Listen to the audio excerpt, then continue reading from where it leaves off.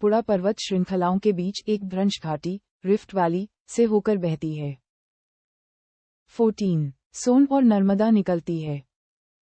Answer, Amarkantak से। सोन और नर्मदा दोनों नदियां मध्य प्रदेश में अमरकंटक पठार के पास से निकलती हैं। 15. कावेरी नदी गिरती है। आंसर, बंगाल की खाड़ी में।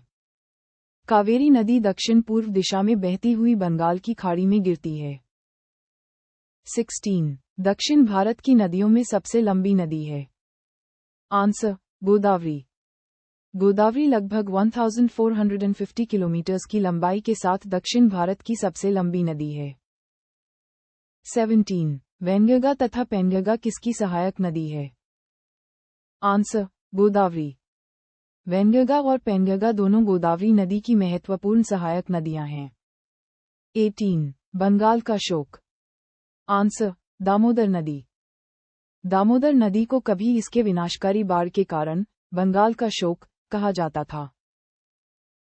19. बिहार का शोक। आंसर, कोसी नदी।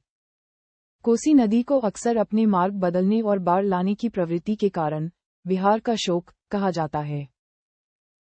20. विनाशक नदी। आंसर, कोसी नदी। अपने विनाशकारी स्वभाव और बार बार आने वाली बाढ़ के कारण कोसी नदी को विनाशक नदी भी कहा जाता है।